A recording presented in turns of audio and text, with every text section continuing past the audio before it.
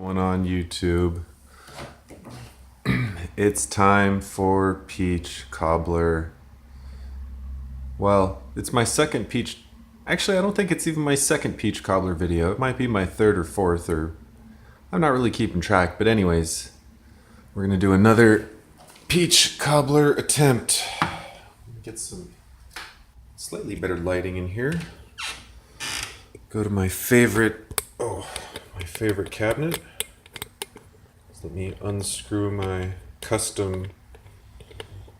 I'm using a camera mount that my dad gave me, and I might have showed it in a video a long time ago.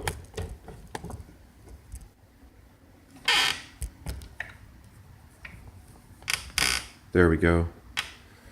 Oh, can we get a slightly better? All right, cobbler vision. Got some raspberry zinger tea. Oh, this stuff's so good. I especially like it because it's non-caffeinated. And I gotta admit, looking at my virtual hands is something that kind of weirds me out a little bit. Oh, God, I hate when these lids are hard to get off. I'm always afraid I'm gonna... Fuck it. Alright, so... 1 entire can of peaches. Last time I think I used, I want to say a half cup of flour. No, I mean I added more at the end. But let's see. My highly sophisticated tape system is too sophisticated. But see, this is the trick. You fold that little corner in. Zoop. Always fold. Always fold the end. Help yourself out. Okay, so.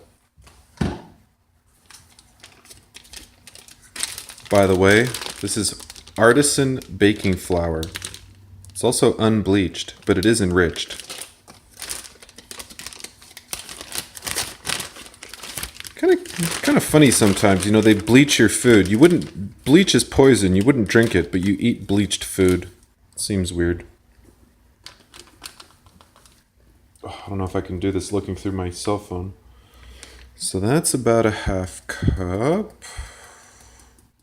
And that's still looking super liquidy, obviously. So let's put in a full cup.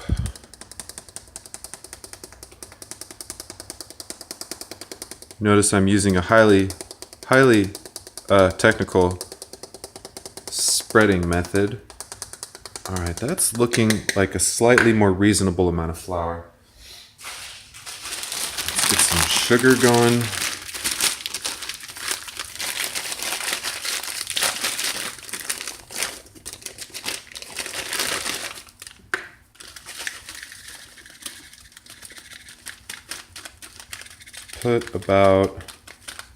I'm gonna go light on the brown sugar this time. We're gonna go a little less than a quarter cup brown sugar.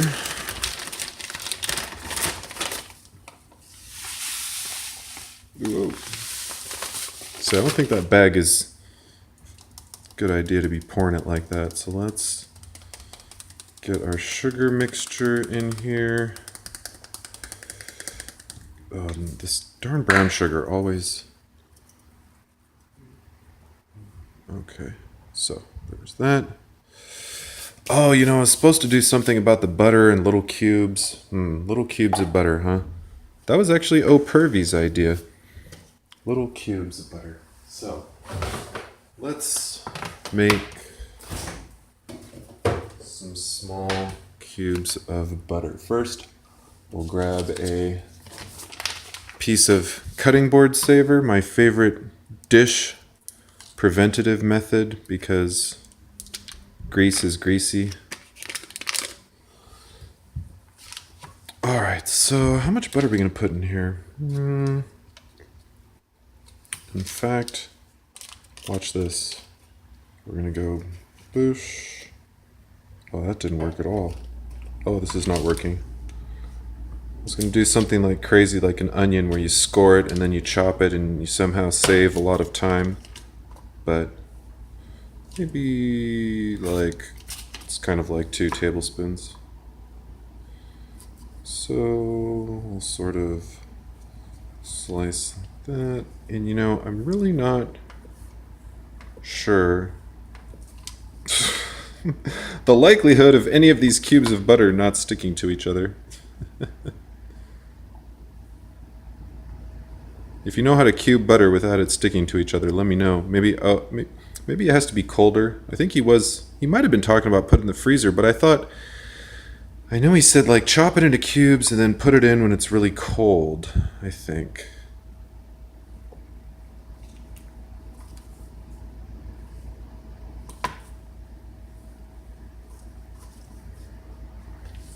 It's kind of turning into a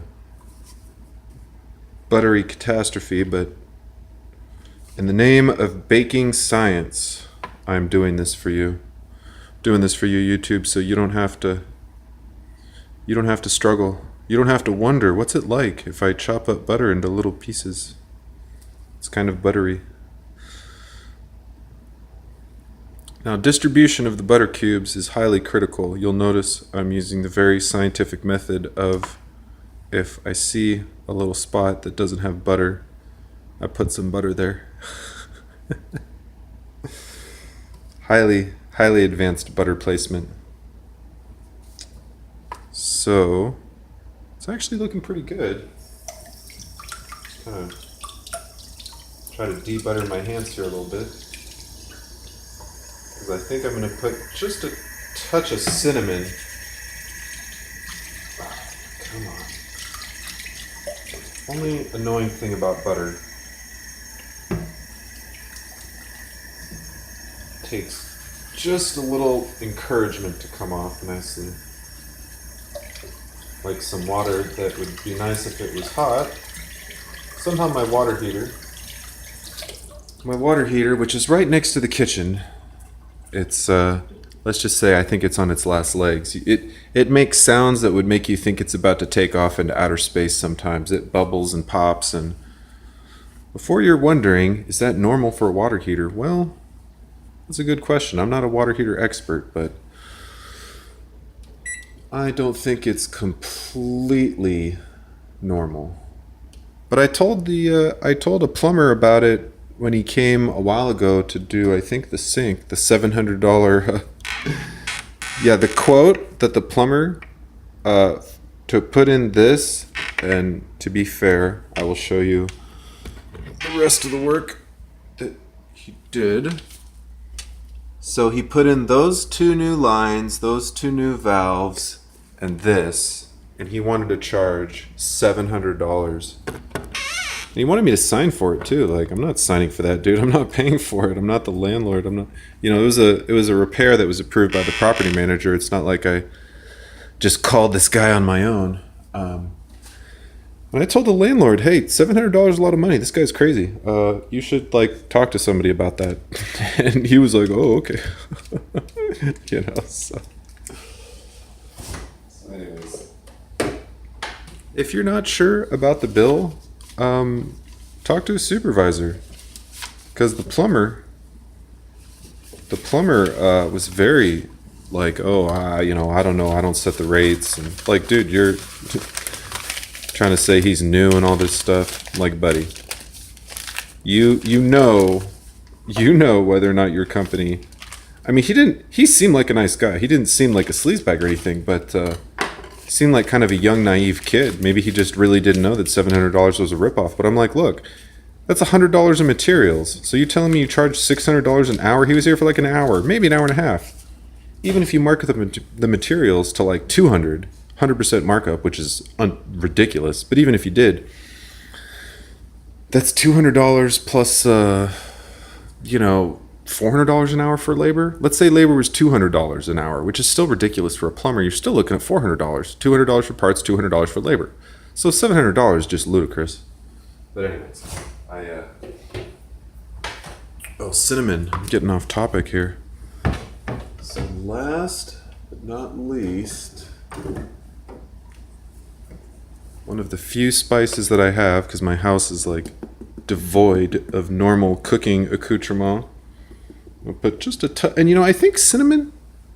Yeah, I think cinnamon was what made the peach cobbler the good that one of those times I made it. But anyways, we're gonna throw this in the oven in a little bit. Oven is currently preheating. We're on 125 right now. We're gonna throw this in the oven a little bit, and knock on wood, it's not gonna be a complete disaster. I sure hope not. I don't think it'll be a disaster. I don't think it'll be as bad as the first one I made, or the last one that I made anyways, which was, just got some rubbing alcohol, try to get the rest of this grease off my hands. But yeah, the last one was just, man, it was so runny. It was like peach cobbler soup.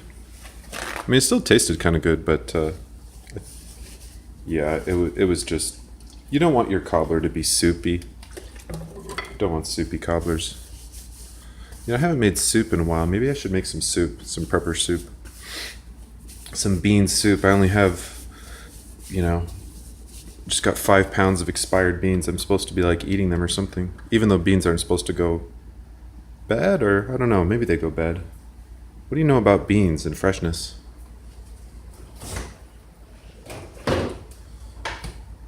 Anyways, like, comment, subscribe, YouTube, and I will be back a little bit later to explore, oh Jesus, to explore this liquidy peach cobbler. Right now it's like an iceberg, like a continental plate. It's a delicious plate. It's gonna look even more delicious shortly. So like, comment, subscribe, and we'll see you when we get back.